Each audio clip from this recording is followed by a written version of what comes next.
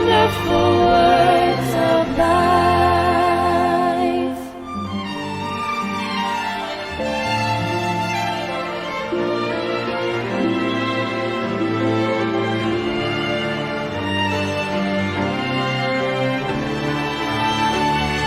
Sweetly echo the gospel call, wonderful words of life.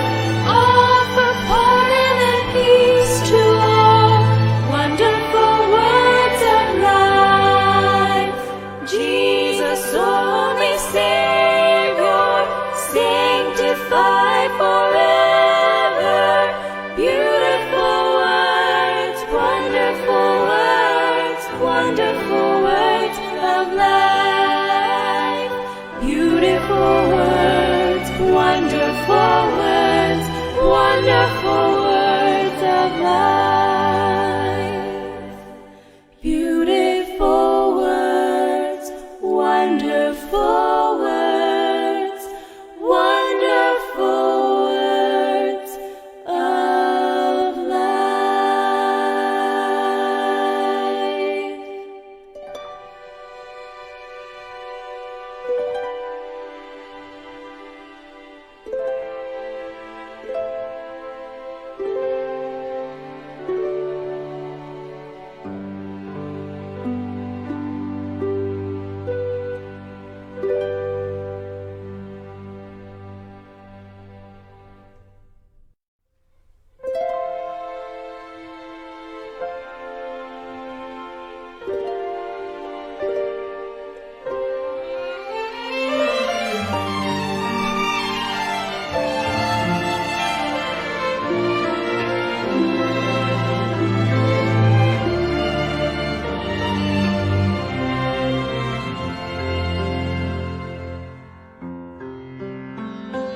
Sing them over again to me, wonderful words of life.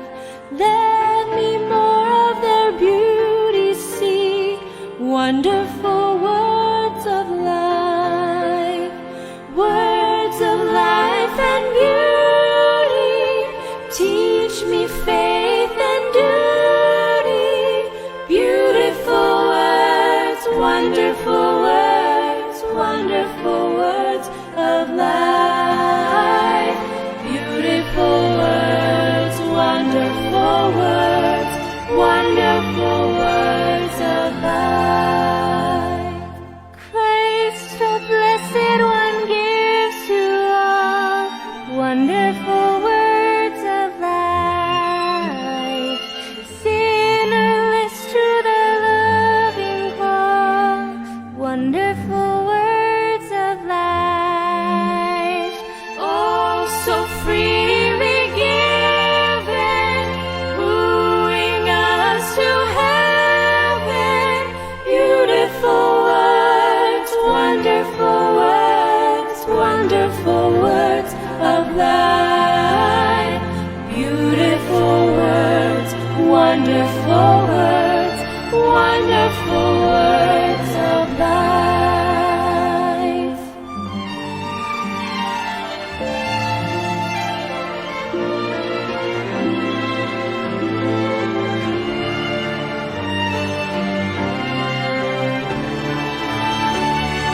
Sweetly echo the gospel call, wonderful words of life. Offer pardon and peace to all, wonderful words of life. Jesus, only Savior, sanctified forever. Beautiful words, wonderful words, wonderful words of life. Beautiful words, wonderful words, wonderful words of life. Beautiful words, wonderful words, wonderful words of life.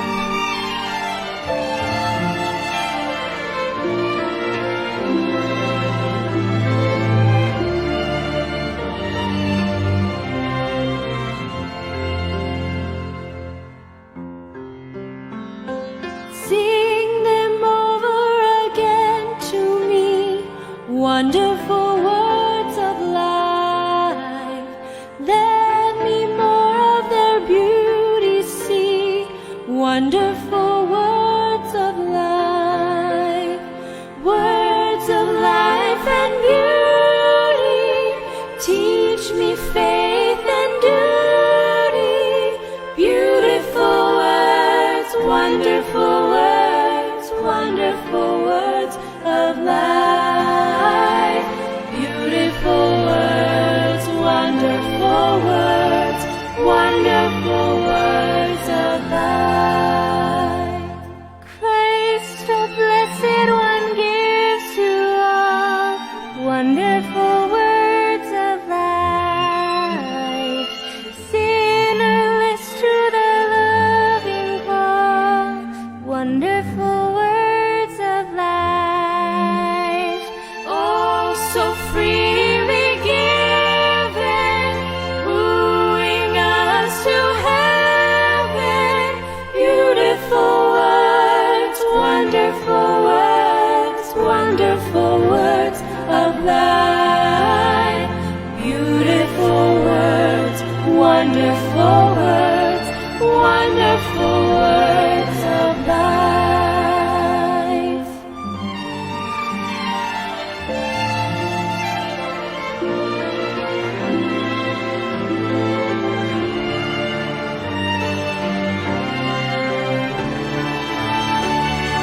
Sweetly echo the gospel call, wonderful words of life.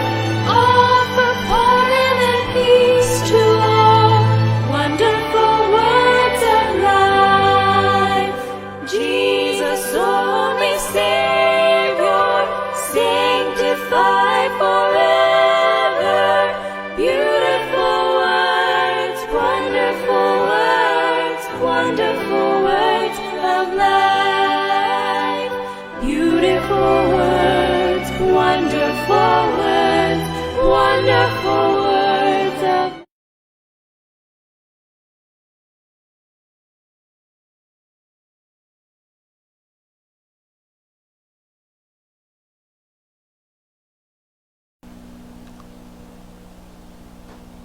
Alright, ayan na. Ayan na po, no? Bukas na po ang ating programa. Real KGB Believers, welcome po. Ang inyo pong lingkod, Pastor Jonathan Pascual, coming to you live from San Vicente, Tarlac City. Okay? King James Bible Baptist Church. So, maraming salamat po for tuning in. Please don't tune out. Pagpatuloy po natin pag-aaral natin ngayon. At sana po, no, patuloy po tayo nagpipray na ito pong programang ito ay patuloy na gamitin ng Panginoon Diyos. Nagamit na ng Panginoon. Nagamit na tayo para po sa mga taong naghahanap ng aral, no, na magpapatibay sa kanilang stand at bilang mga Kristiyano. At yan nga po, no, at sa pagtuturo natin ng Right Division, King James Bible, at pag-expound ng mga verses sa mga aklat. So, yun po ay naging dahilan para ang mga ibang mga kapatiran medyo mahina pa at bago pa at baby pa sa kanilang pananampalataya ay naging kasangkapan po ang ating pong programa sa kanilang paglago espiritual. Okay? At yung iba po ay na-meet ko na nung ako po'y pumunta sa Nueva Vizcaya. Meron kong isang pastor ay na-approach ako, Pastor, ako po'y nanonood sa inyo. Real KGB Believers. Okay? Doon po sa Nueva Vizcaya, na-meet ko si Pastor Christopher Bait, no? Ng Mungkada, Tarlac. Sa Nueva Vizcaya ko pa siya nakilala. Tapos, doon ko rin po na-meet yung dalawang magkapatid na street preacher, no? Si Brother Elmer at yung isa ay si Brother Brandon Heronilia, no? Sila po ay may gawain sa Santa Fe. Maraming salamat po at sila po ay naging kabahagi ng Real KGB Believers at sila po ay hanggang ngayon ay tumutunghay at sumusubaybay, no? So we have also Pastor Herbert Bautista na ngayon po ay under ng mission ng King James Bible Baptist Church. Siya po ngayon ay pastor, no? Dating nasa born again Christian, ngayon ay pastor na ng King James Bible Baptist Mission. At naging kasangkapan po ang ating programa para po sa conversion po niya from being a charismatic into a Bible believer. At nahikayat niya po ang kanyang pastor, Pastor Allen Dadula, no? Mark Allen Dadula. At tama ba, Brad? Dadula, no? Tapos, siyempre, no? Yung kanilang church, mga tao nila, yun po. At nakakahikayat pa kami ng mga iba. At yun po, no? So, may mga nag-chat-chat sa akin, naghahanap ng Bible-believing church at naging kaagapay po tayo para po makahanap po sila ng Bible-believing church. At yun nga po, all the way from Mindanao, Bohol, at nung minsan pumunta ako sa Quezon, hindi ko akalain, hanggang doon po ay may mga listeners tayo, lugar ng Las Piñas. Ako, dami, no? Dami, kung saan ako na puntang lugar, sabi ko ba, laki pala ng epekto ng programa ng Real KJP Believers. Okay, so, yun po, at taglay-taglay po natin ang damdamin para sa mga kapwa natin mananampalataya na ito pong programang ito ay talagang, sabi natin, it's a public service, no? Sapagkat po gusto po natin na sa pagitan po nito ay maipahayag natin ang salita ng Diyos. Hindi lang po ma-encourage, kundi talagang ma-depend po sila, lumalim ang understanding nila sa Word of God. Sapagkat po sa panahon natin ngayon, napakarami pong talagang bumabatikos salita ng Panginoon. Yung iba po hindi naniniwala sa historical Jesus, no? Sabi nila ay katang-isip lang yung Jesus na yan. So marami po, no? Kumakalat sa Facebook ngayon na yung Holy Spirit ay hindi na siya person, hindi na siya deity, no? Yan, nagkalat na po, no? Nagkalat ang mga bumabatikos at pananampalatayang dati-rati po itinatayuan ng mga maraming Kristiyano at ngayon po hindi, marami na yung umaalis, no? Doon sa fundamental faith. So, kaya nga po, we are having this program para po yung Christianity, no? Yung Christianity na nasa Bible ay talagang may pahayag. Hindi po yung ang tatanggapin lang ng tao ay kung ano ng mga salita at mga turo na wala namang basihan sa Biblia, no? So, we're going to study the book of Galatians, chapter 6. Tapos na po tayo ngayong gabi, no? Patapos na po tayo. At salamat sa Panginoon. At tutulak na naman tayo sa isang pag-aaral. Isang aklat na naman po ang ating pag-uusapan after the book of Galatians. Alright? So, chapter 6 po tayo, mga kapatid. So, we have studied. Ito po yung ating naging pag-aaral na nakaraan. So, napag-usapan po natin that in the book of Galatians, pagkat ang discussion po, ay salvation, no? Salvation. At yan ang main na pinag-aralan sa book of Galatians, no? Salvation. So, a believer, a saved believer, is kept by saved through faith, no? So, a believer in Christ is kept by grace through faith. So, hindi po malolos ang salvation, no?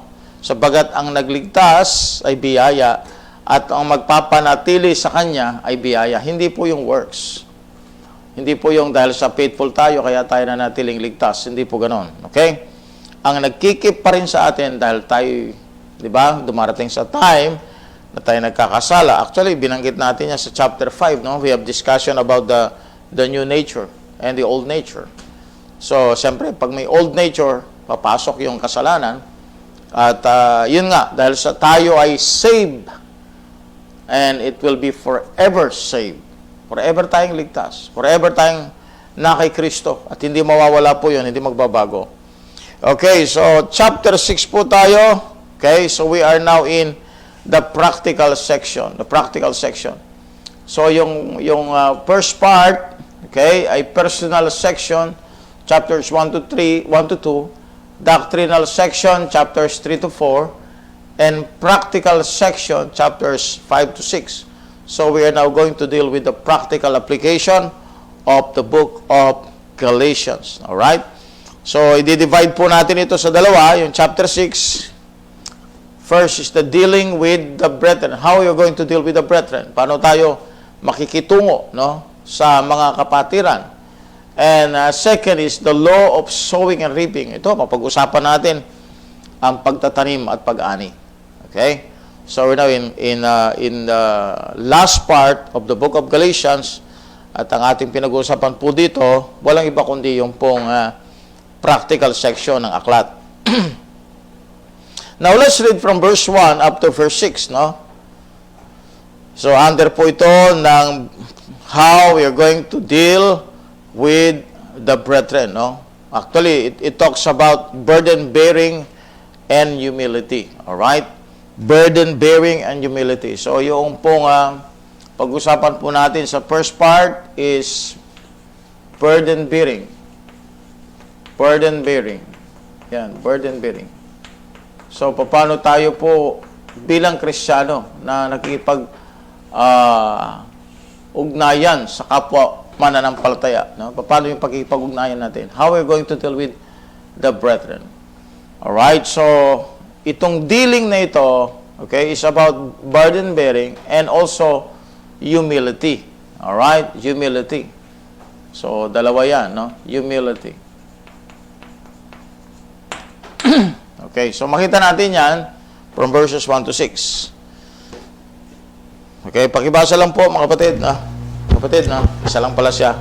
Galatians chapter number 6, verse 1 to 6. Yan. The Bible says, Brethren, if a man be overtaken in a fault, ye which are spiritual, restore such an one in the spirit of meekness, Yan. considering thyself, lest thou also be tempted. Bear ye one another's burden, and so fulfill the law of Christ. Yeah. For if a man think himself to be something, when he is nothing, he deceiveth himself. But let every man prove his own work, Yep. and then shall he have rejoicing in himself alone, and Tama. not in other.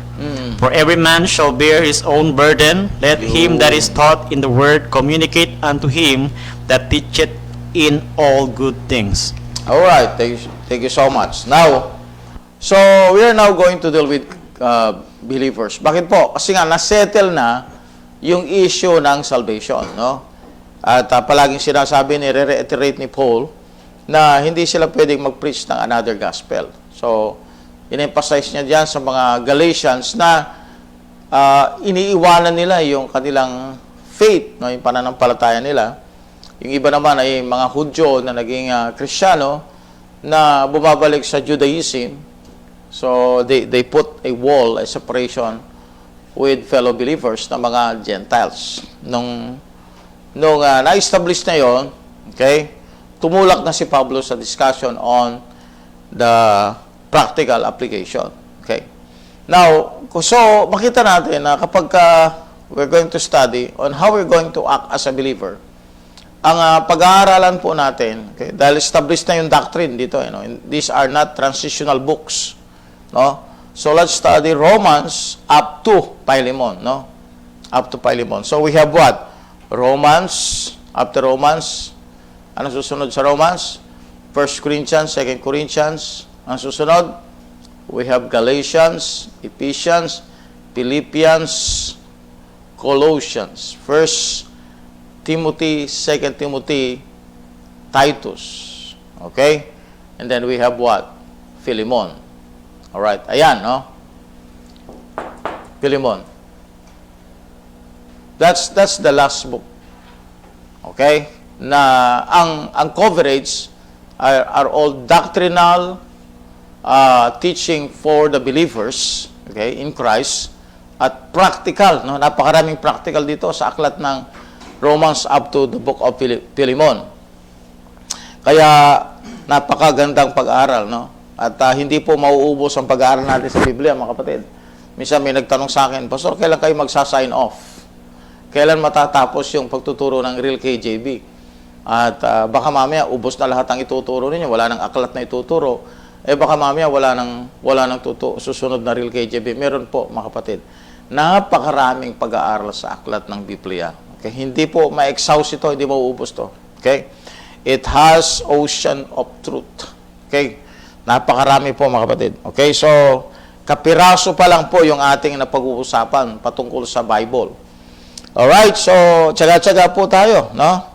Sabi niya, brethren, if a man be overtaken in a fault. Alright? So, ngayon, no?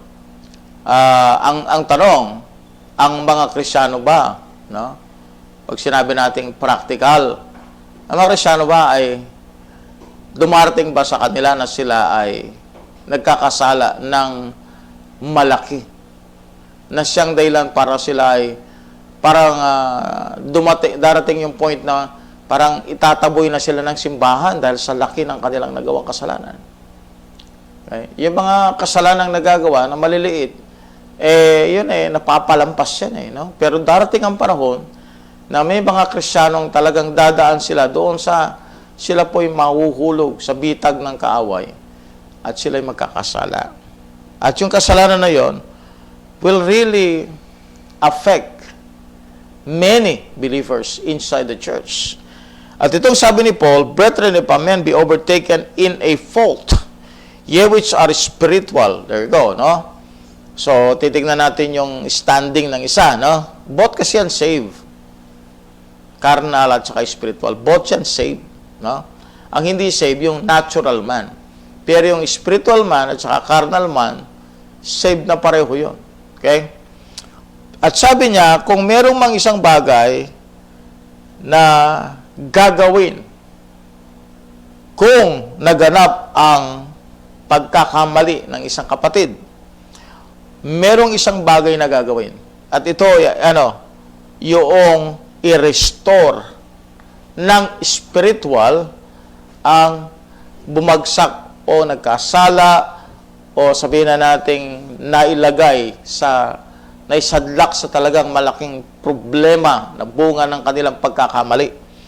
At ang trabaho ng kapwa niya mananampalataya na nandoon sa maayos na spiritual na kondisyon ay yung salitang yun ang kanya gagampanan, restore. Okay? Restore. Siguro, naintindihan naman natin yan, di ba? Siguro parang pinagsamang store at saka restore. Ibalik sa store, restore.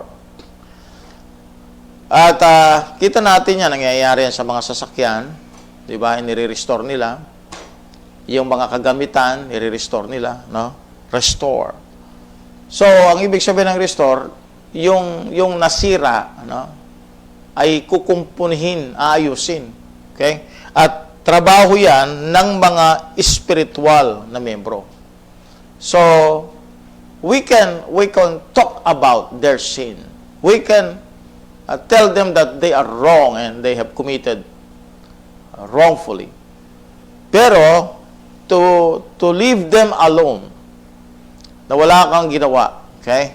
I think, no? Sasaklaw dito yon. Ha? Actually, ang tawag dyan, the sin of omission. Diba? You know that it is good, pero hindi mo ginawa. It is sin. Sa Bible, makita natin, ang trabaho ng spiritual is to restore such an one in the spirit of what? Meekness, no?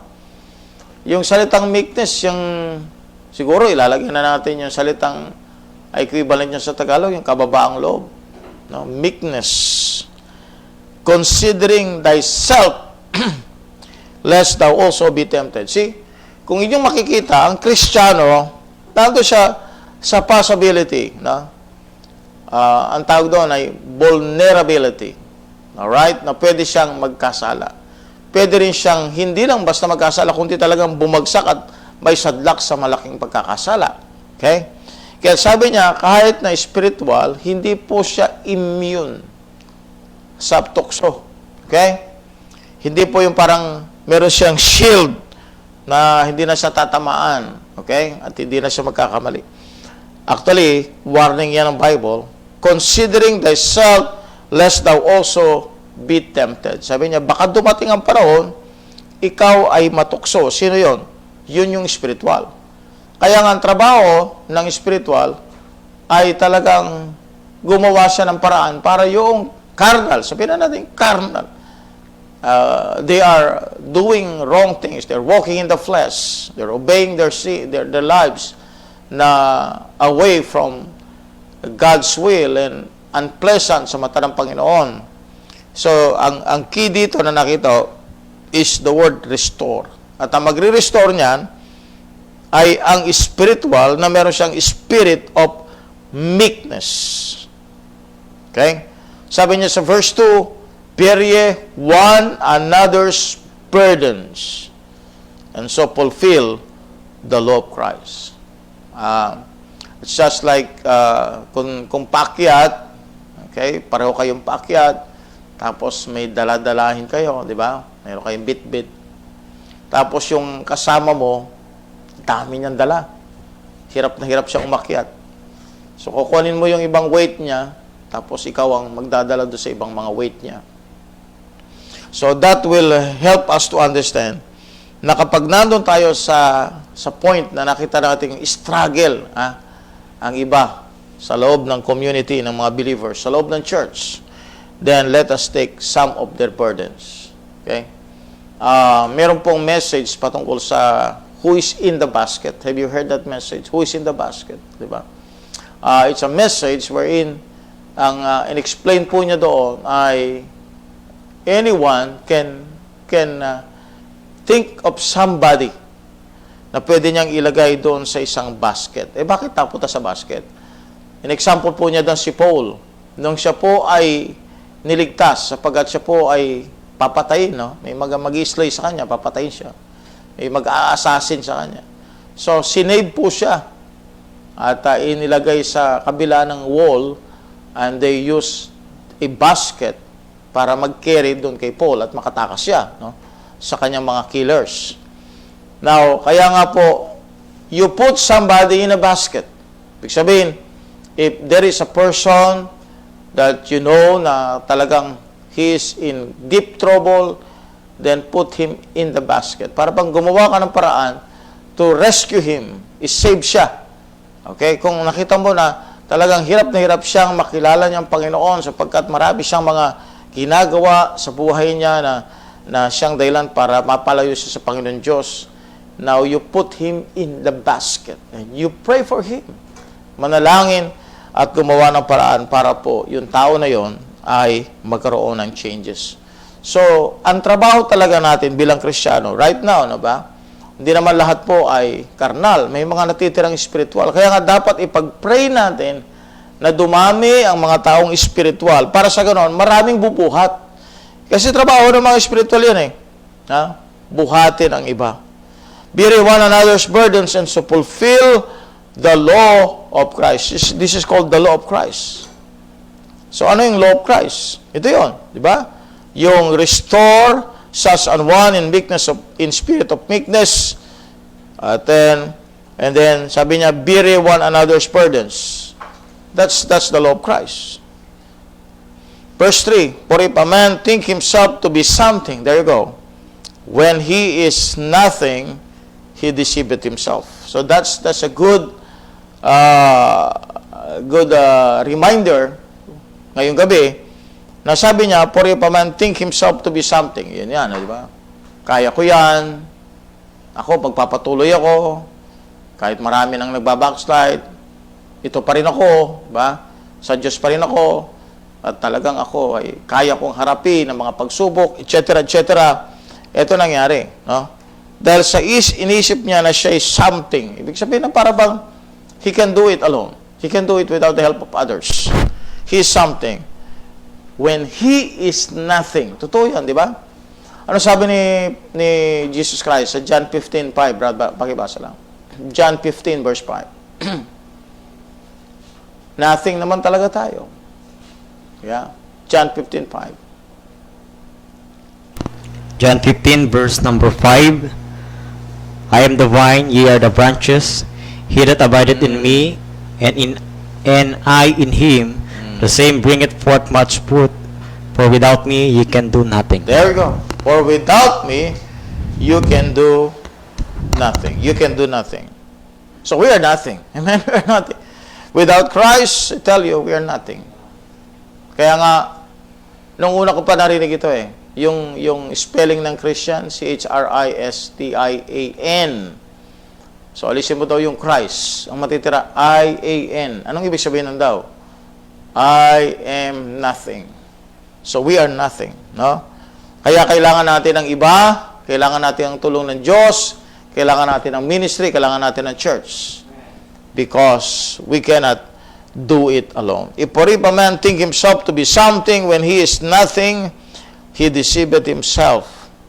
But let every man prove his own work, and then shall he have rejoicing in himself alone, and not in another. Now, ang Christianity, mga kapatid, ang journey ng Christianity ay parang bundok. Para siyang bundok. No? That's the journey. Para bang from time to time, you are struggling. Yung paakyat ka eh. Diba? Ang maturity, paakyat. At habang tumatagal, humihirap ng humihirap. Diba? Paakyat. So, the journey of a Christian is like climbing a mountain, climbing a hill. Ganyan ang trabaho natin, kapatid. Umakyat. At sa pagyakyat natin, mapapagal tayo, mahihirapan tayo. Kaya nga, mas gumagaan ang sitwasyon kapag meron tayong mga katuwang. Yun ang sinasabi ng Bible dito. For every man shall bear his own burden, okay? Let him that is taught in the word communicate unto him that teacheth in all good things. Okay? So the word communicate here is not just to talk. Alright? It is not just to talk. So the word communicate here is something that is connected with some substance. Communicate, no? Communicate. Parang ano yan, it's not just to communicate, para bang talk lang, usap-usap lang tayo. Hindi po gano'n. So merong yan, may help yan. Material help. Okay? Material help po yan. Communicate. Sabi niya, let him that is taught in the word. Sino yung ngayong naturuan? Communicate. Sino yung mga naturuan? Yung Bible study, at nabigyan ng aral, di ba? In the disciple. Sabi niya, he that is taught in the word, communicate unto him that teacheth in all good things. Yan. So, nakakatulong pala yan, no? Kasi yung sinasabi ni Paul sa 1 Corinthians 9, Brad, okay? May sinabi siya dito silipin lang natin po, no? Isama natin sa pag-aaral natin ngayon. Merong sinabi po siya. Okay, sa verse 13, Brad.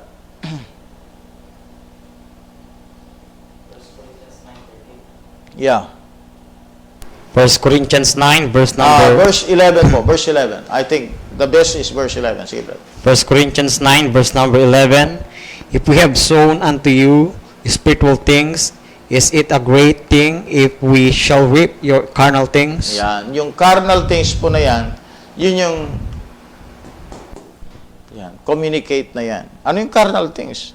Yun yung mga bagay na material. No? Help.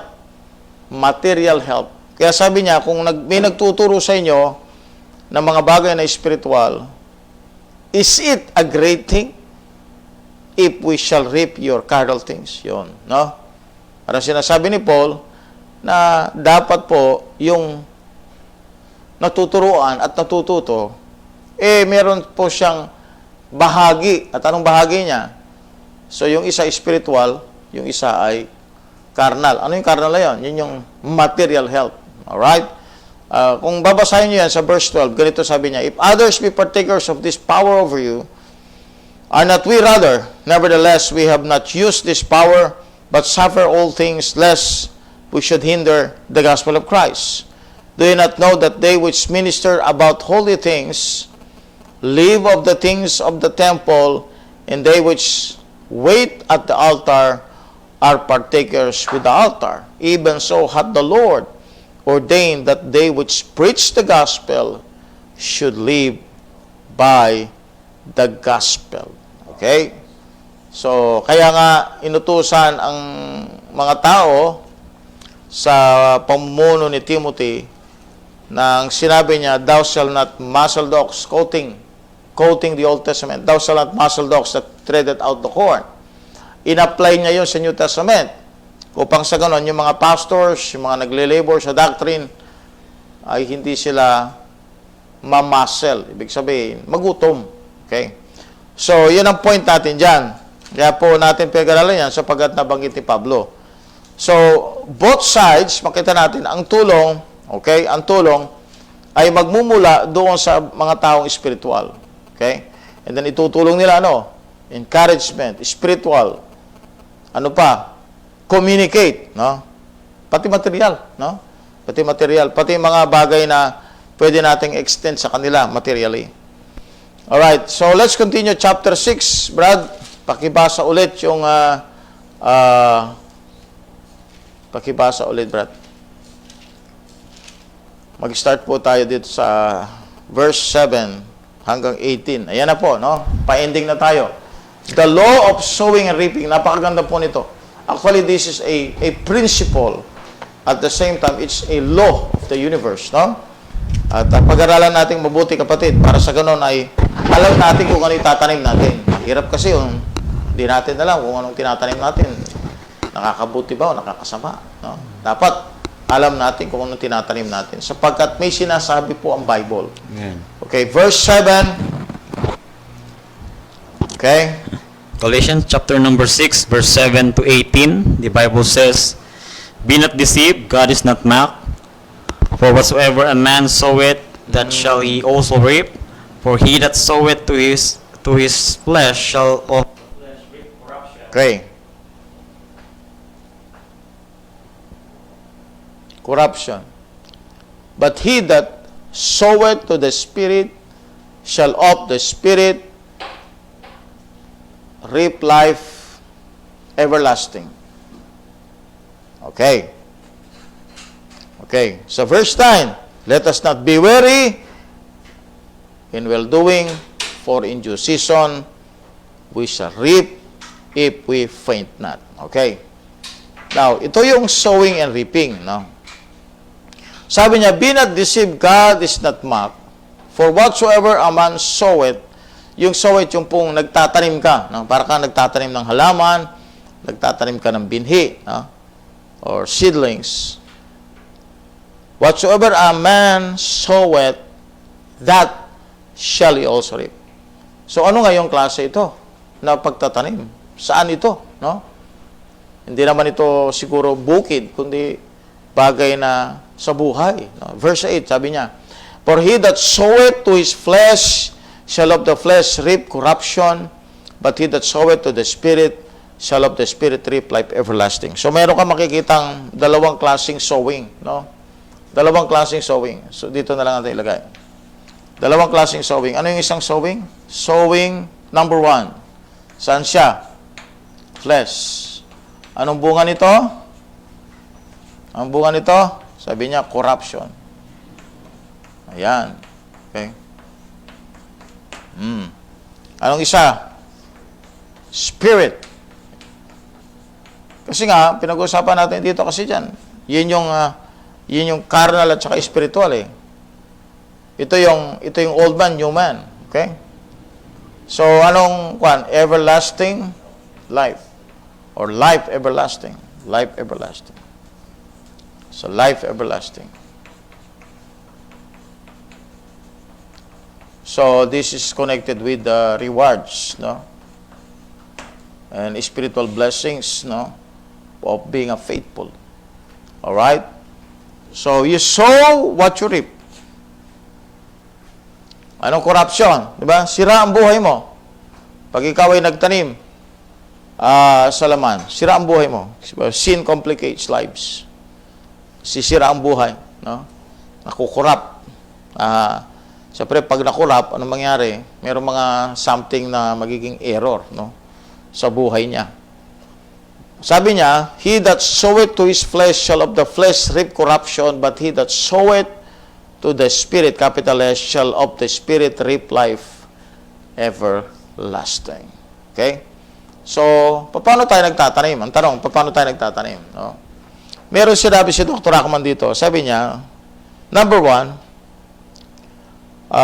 part of the law of harvest, sabi niya, you reap what you sow. Okay, according sa binasa natin, 7 to 9. Okay, number 2 is, you always reap more than you sow. John 12:24. Pakibasa lang, Brad. John 12:24. Okay? Sabi po niya dito sa point number 2, you always reap more than you sow. Bira. Pag nagtanim ka pala, no? Kahit na maliit, meron palang potential itong lumaki. Okay, Brad. John 12, verse number 24, the Bible says, Verily, verily, I say unto you, except a corn of wheat fall into the ground and die, it abideth alone, but if it die, it bringeth forth much fruit. Yo. So, yung tinanim mo, hindi naman ganun din ang bilang ng itatanim ng anihin mo, no? Alam natin 'yan, no? Naturally, kapag nakita natin yung palay, isang kaban lang minsan ang pinupunla. Tapos, 1 hektarya tinatamnan. Makita mo, 100 na yung kaban after ng harvest. Alright, you reap according to how you sow. 2 Corinthians 9:6, Brad. You reap according to how you sow. 2 Corinthians 9:6. If you're going to sow little, alright, then you're going to get little. Sige, Brad. 2 Corinthians 9, verse number 6, the Bible says, But this I say, he which soweth sparingly shall reap also sparingly, Yo. and he which soweth bountifully shall reap also bountifully. Oo, mamatyagaan mo paano ka nagtatanim, no? Baka mamaya kinukurap mo yung sarili mong pagtatanim, no? Imbes na maibigay mo yung todo, buhos mo yung todo, ikaw mismo ang nagkukurap doon sa pagtatanim mo, no? Because binabawasan mo, no? O hindi mo binibigay yung maximum potential mo. Now, you have to reap according to how you sow. Paano ka nagtatanim? Lastly, you will reap according to verse 9. Let us not be weary in well-doing, for in due season we shall reap. Okay? We shall reap. Now, ano yung reaping na yan? We shall reap if we faint not. O, yun na. Yung word na faint. Yung alana, yung alam niyo po, yung parang ala ng oxygen yung utak. No? Nag-faint na siya gano'n. Namutla na, nag-faint. Okay? Let us not be weary in well-doing, for in due season we shall reap if we faint not. So, dapat hindi ka mag-faint. Kasi aani ka eh. Aani ka. Magpatuloy ka lang, meron kang ani makukuha. Huwag kang mapagod. Sabi niya, let us not be weary in well-doing, lalo na kabutihan po yung ginagawa natin, for in due season we shall reap if we faint not. Kapag hindi tayo po nag-faint. Okay? So, hindi tayo nalupaypay. Okay? So, yung gusto ko lang balikan, no, sa ating mga viewers.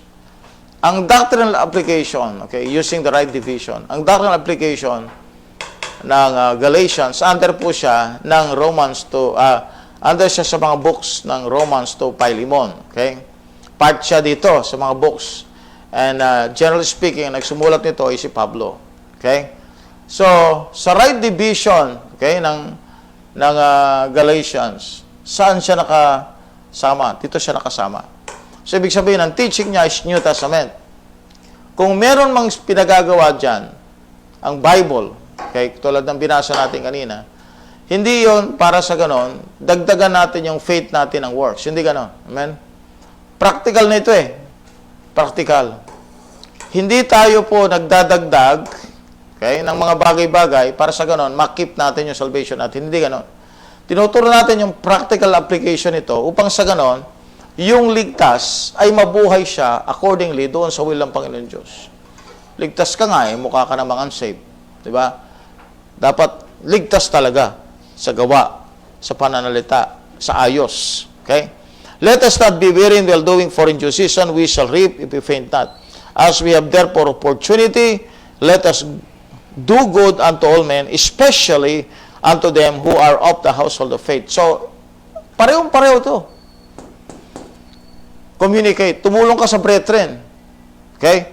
At ito, makita natin, yung ginamit po yung salitang, as ye have therefore opportunity. Let us do good unto all men, especially, yung word na especially, ibig sabihin, mas pa-prioritize mo sila. Especially unto them who are of the household of faith. Ano yun? Yung mga believers. Kaya nga, sa pagtulong, isang bagay na hindi dapat natin mawawala sa isip natin, yung kapwa natin mananampalataya.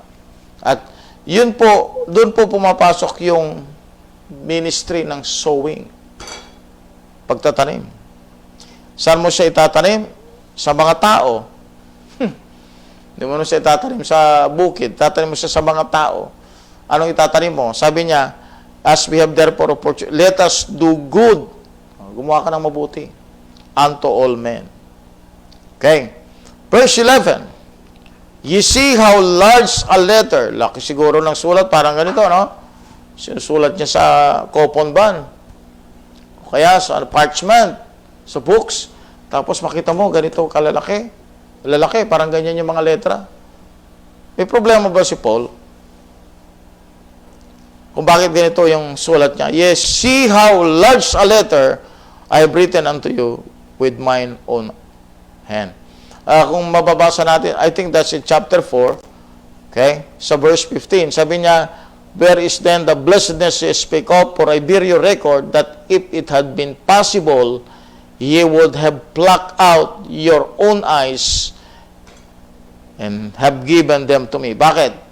Okay? So, meron ngayong problem, no? May deterioration na sa vision ni Paul. At siguro masakit ito, no? Kasi sabi ng Bible, pati yung mga tao gusto nilang ibigay ang kanilang mga mata. Siguro mahirap yung dinadanas ni Paul, no? Okay? So there is a problem in his sight. There is a problem in his eyes. No? Hindi lang I think this is not just a problem of vision. Merong siyang nararamdamang sakit. At kung babasahin niyo po sa 2 Corinthians 12, di ba? 3 times nag-pray siya sa Panginoon na yung thorn in the flesh na yon ay alis sa kanya ng Panginoon Diyos. Pero hindi po inalis ng Diyos. Kundi sabi ng Panginoon, my grace is sufficient for thee. So talagang masakit itong naramdaman ni Pablo. Kaya yung pagsulat po niya, large letters, malaki. No? Kasi nga may problema na siya sa kanyang mata. No? Now verse number 12. But as many as desire to make a fair shew in the flesh, they constrain you to be circumcised, only lest they should suffer persecution for the cross of Christ. Ayan na, yung issue na naman circumcision.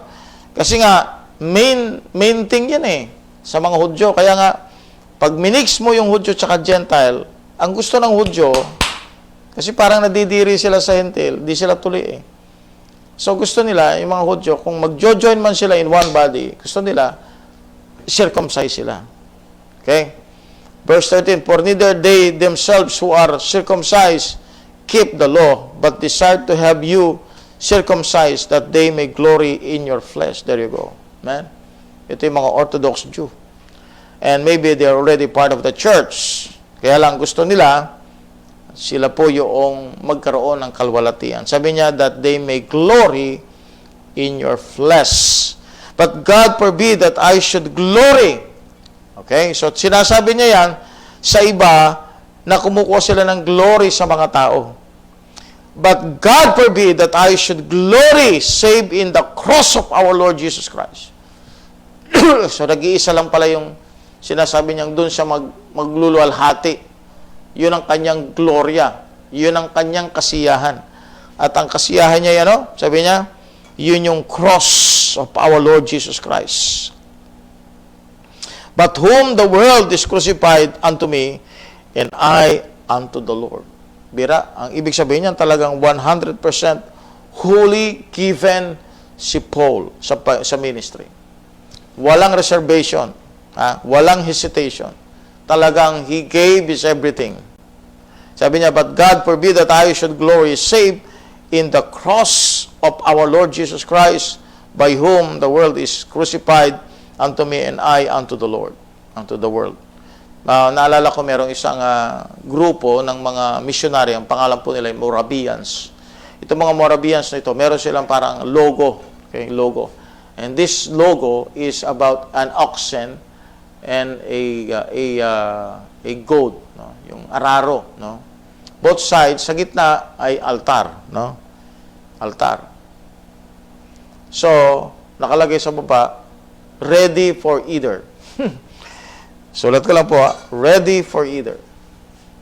Ready for either. Ano yung either na yon? Willing silang maging sacrifice altar or mag-labor para sa Panginoon. Ready for either. Yan ang mga Moravians. They reach the Africans.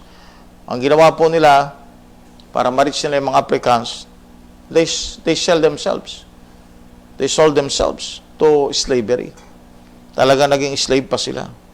And sabi ni Paul, for in Christ Jesus, neither circumcision availeth anything, nor uncircumcision, but a new creature. Amen. Yan na, no? Yan na. Itong verse 15 na ito ay connected po yan sa body of Christ. Pag hindi mo naunawaan yung body of Christ na yan, itong verse 15, hindi mo na maintindihan ito. Sabi niya, for in Christ Jesus, neither circumcision availeth anything, nor uncircumcision, because they are in one body. Okay? But a new creature. Ano yun? Yung new creature. 2 Corinthians 5:17, Brad. Pag-aralan natin yung word na new creature. Tapos Colossians 3:10. New nature. New 2 creature. Corinthians 5:17. Alin yan? 2 Corinthians 5:17. Oh. Therefore, if any man be in Christ, he is a new creature. All things are passed away. Behold, all things are become new. Yan. Creature. Sabi niya, if any man be in Christ is a new, what? Creature. Creature. Right? Any man be in Christ is a new Creature. creature. So, equivalent din yan yan. Okay? Tignan natin sa Colossians 3, verse 10, Brad. Creature. Ano yung creature na yan? New creature. Colossians 3 verse number 10. And have put on the new man, which is renewed in knowledge after the image of him that created him. Yon, created. Nakita niyo yung word na created? Creature, created. So, ibig sabihin, there's something in our life today, no? Na wala sa atin noon. Pakibasa nga, Brad, 2 Peter 1:4. Meron sa buhay natin na wala sa atin noon. Okay? Ano yon? A new nature. 2 Peter 1 verse number 4, whereby are given unto us exceeding great and precious promises, that by this ye might be partakers of the divine nature, Yon. having escaped the corruption that is in the world through lust. Sa New Testament lang po meron ito. Okay? So, nangyari po yan dahil sa new birth. So, sino ngayon yung new man? Siya yung new creature, siya rin yung new nature. Sino yung new man na yan? That is the Lord Jesus Christ. Dwelling in our lives. Dwelling in our spirit. At ang vicar niyan, nagre-represent niyan, ay yung Holy Spirit. So, the Holy Spirit joined to our spirit. So, yun yung start ng new creature. Kaya nga, ano tayo ngayon? Tinatawag tayong Son of God. John 1:12 at 13. Bakit tayo tinawag na Son of God? Because yung image na sa atin ngayon, okay, na born again na tayo eh. Except a man be born again, he cannot see the kingdom of God. Na born again na tayo. Tama? Magkaroon ng regeneration. So, we have Adamic nature. Buhay pa siya. Pero na born again na tayo, we have the new man. Okay? So, ito, papaalis ito. Kasi nga, papapatay ito eh, mamamatay ito. Pero ano yung lalabas? Yung new nature. Pagdating ng panahon, para tayong butterfly. Tama? Oh, yung uod, mawawala yon. Madi-disappear yon. Magkakaroon ng metamorphosis. Tapos, magiging butterfly. Oh, yun ang new image. So, we have the new image. Yung image natin dati, galing kay Adan. Ayan, we have the image which is created in the image of His righteousness. Okay, kaya tayo tinawag na Son of God. Okay? Now, sabi niya, as many as walk according to this rule, peace be on them and mercy and upon the Israel of God. Okay, so binanggit yung mga Hudyo, no? As many as walk according to this rule, peace be on them and mercy and upon the Israel of God. So, Israel talaga ng Diyos to. Okay? Israel of God. So, tayo po ay sinabihan ng Panginoon that we have to follow the rule.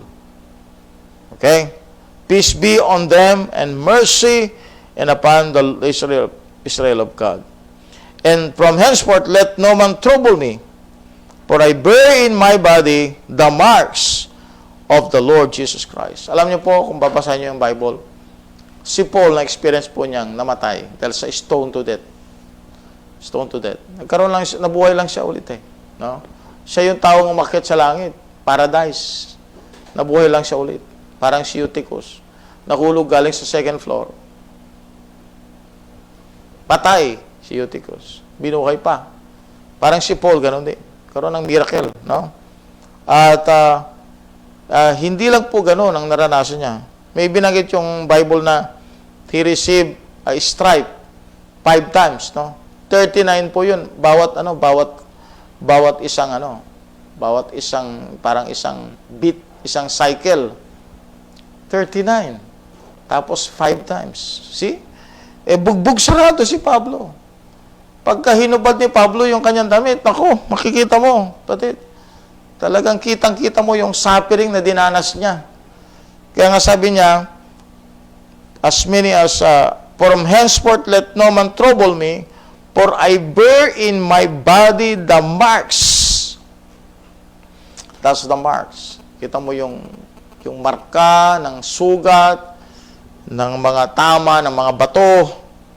Sabi niya, I bear in my body the marks of the Lord Jesus Christ. Kung sino man na nag-suffer, kapatid, na katulad ni Paul, talagang mabigat. No? Mabigat yung hinarap ni Paul.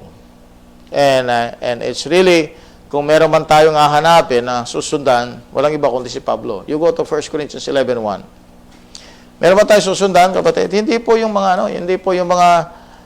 namumuno ng Baptist Day. Hindi sila. Meron ka ba susundan, kapatid? Hindi po yung mga nagpapatawag ng bishop. Hindi sila. Diba? Kung meron ka mang susundan, hindi yung mga big time ng mga celebrity, na mga Christian celebrity. Hindi sila. Hindi sila. Kung meron ka mang susundan, si Pablo.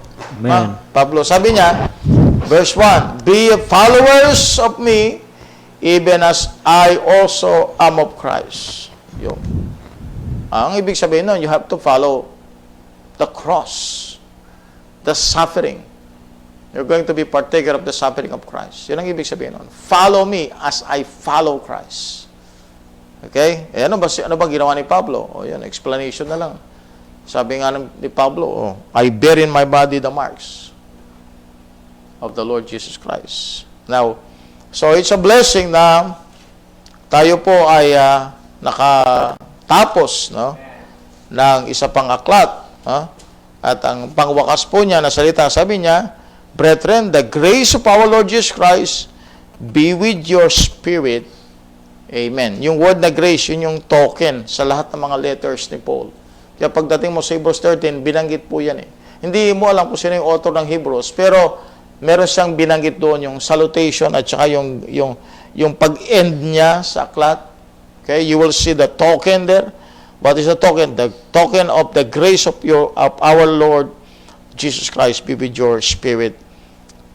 Amen and amen. Thank you so much po mga kapatid sa inyong pong pagsubaybay hanggang po matapos po natin ang Book of Galatians. Amen. At yun po, no?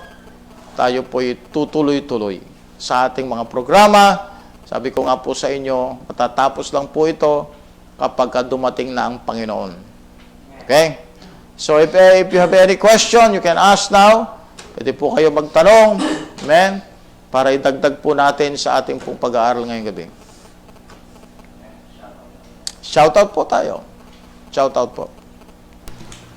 Okay, shoutout muna po tayo sa lahat po Amen. ng mga taga-subaybay po natin na patuloy na nakikinig ng ating pong pag-aaral, especially po ng mga nakatapos po ng Book of Galatians from chapter 1 to Amen. chapter 6. Tapos na. Shoutout Nag-graduate. po sa ating lahat. Certificate.